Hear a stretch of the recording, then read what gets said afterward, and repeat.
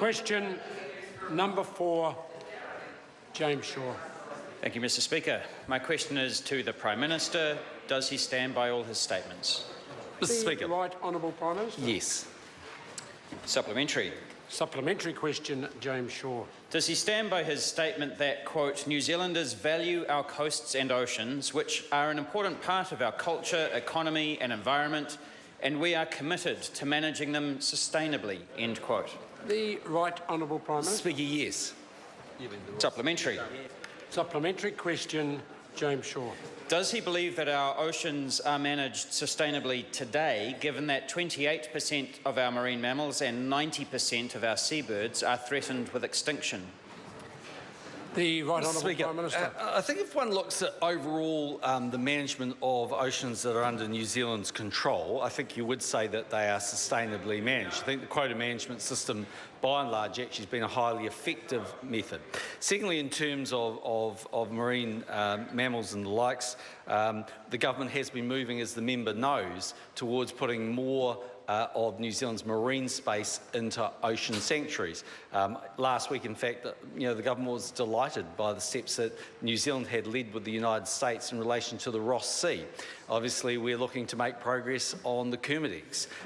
New Zealand's also done, in the time that we've been the government, a number of other ocean sanctuaries in relation to places like Kaikoura. So as a general rule, yes, I think the government's progressing that objective, but we acknowledge there are some potentially endangered species, and that's why we're taking the steps that we are.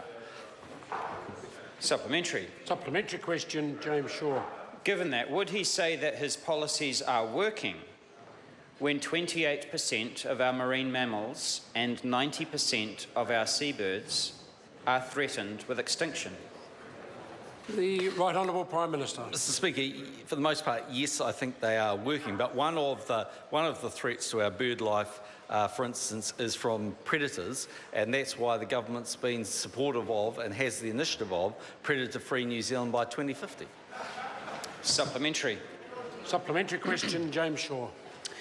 Why did New Zealand abstain from supporting a motion at the IUCN World Conservation Congress to protect 30% of oceans as no-take marine reserves when 89% of other nations supported it?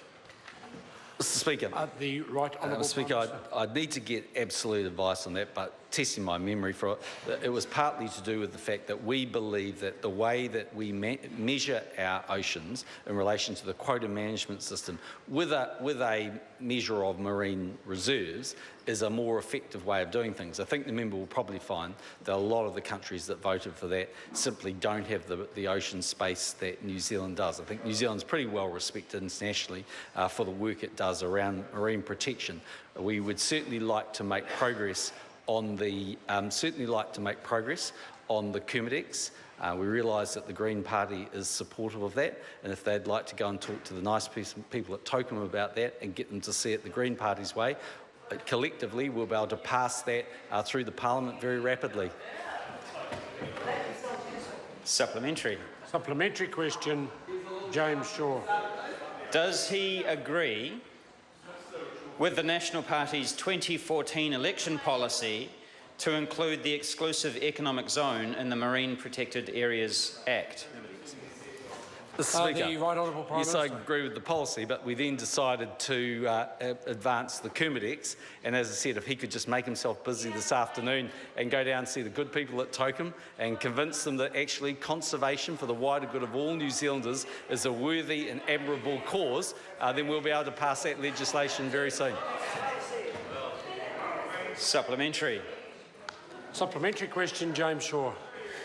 Did Cabinet reject the proposal to extend marine protected areas into the exclusive economic zone because ministers wanted to keep our ocean open for oil exploration and seabed mining? The Right Honourable Prime Mr. Minister. Speaker, no.